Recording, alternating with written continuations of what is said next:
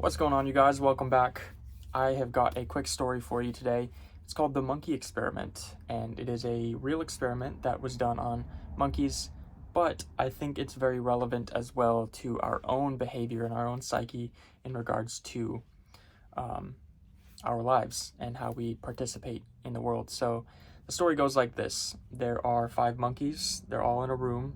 There's a ladder in the middle of the room, and there's bananas on top of the ladder. So as you can imagine, monkeys see the bananas, and the first one tries to climb up the ladder, and the scientists cold shower the whole room. All the monkeys freak out. The first one, jumps down, gets scared, and that's it. But then, after a little while, everything calms down. The second monkey starts climbing the ladder, trying to get the bananas, and cold shower again. All the monkeys get cold showered. But also, the other 4 monkeys start beating up the first monkey, or the second monkey, I guess, because, you know what was happening. You made this happen, so we're going to beat you up for trying. And then the same thing happened with the third monkey. So after that, all the monkeys were just scared. They didn't want to climb the ladder because they knew where they were going to get beat up. So then the scientists thought, okay, well, let's replace the first monkey with a new monkey.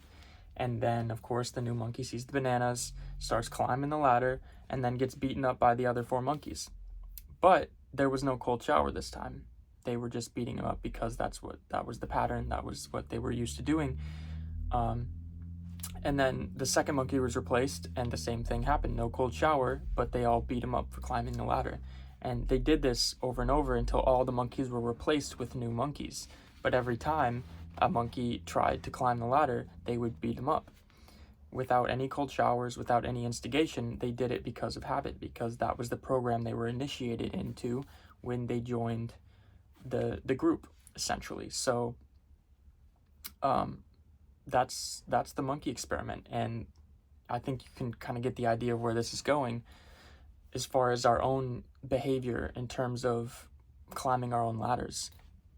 If we are afraid of the judgments of others and or the perceptions of others when we're trying to do what we're called to do or what we desire to do, and we don't do it because of that, we're essentially participating in this monkey experiment in a way. I mean, it is obviously slightly different, but I think the analogy is really good. We, at least personally, I've experienced this a lot, and I know a lot of people do. We get raised in this way in which we're afraid of other people's perceptions and other people's judgment, and sometimes hate even, and we develop an anxiety of doing what we want to do. Like, personally, I love making music, and when I was making music, I'm very good at playing music, but when I would go to post it, I would be afraid because putting myself out there, not because I was afraid of what I did or that it was good enough, because I knew I was good. I'd put years into it, but I was afraid of being perceived as somebody that was trying to put myself out there, if you know what I mean. And so the story really makes sense for me, at least in terms of the end of the story, when all of the monkeys were beating each other up just for climbing because that's what they were used to.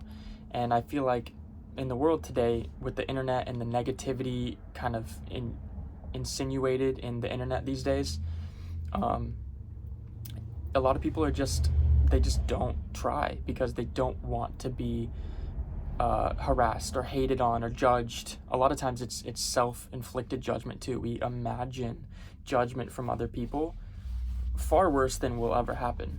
We imagine scenarios in our head, or we imagine what could be negatively perceived, which is very strange. We're all just kind of like, we make up these judgments for ourselves, for other people against us for some reason. It's just a weird psychological thing that I feel very strongly. Personally, I've felt a lot. And, in this case too, I mean, if you want to create content in any way, making videos or a podcast or music or art,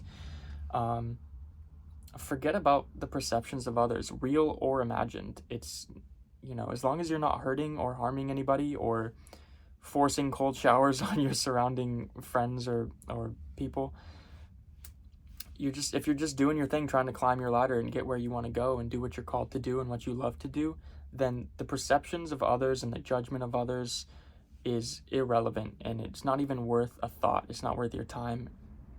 It's not worth caring about, really, unless, of course, support is involved. If you're getting support from other people and kind words and are motivated by that, that's awesome, and I appreciate the support that I get a lot.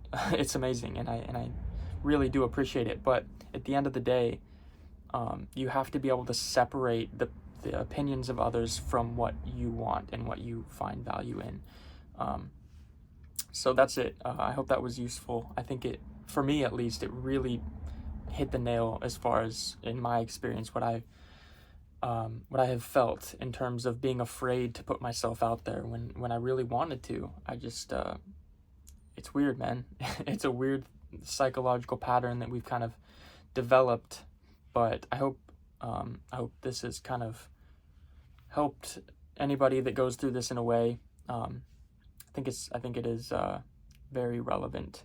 So thank you for watching. Hope it was useful. I appreciate your attention and all the support. People that do support me and leave nice comments, I really do appreciate it. It does motivate me in it. And I do want to make valuable content, and I do want it to be useful to others. So there is absolutely value in the feedback from other people, but just make sure that you're prioritizing, or you're putting the feedback and the criticism from others in an appropriate place in your mental space, I suppose. That's it. Thank you for watching, and I will catch you on the next one.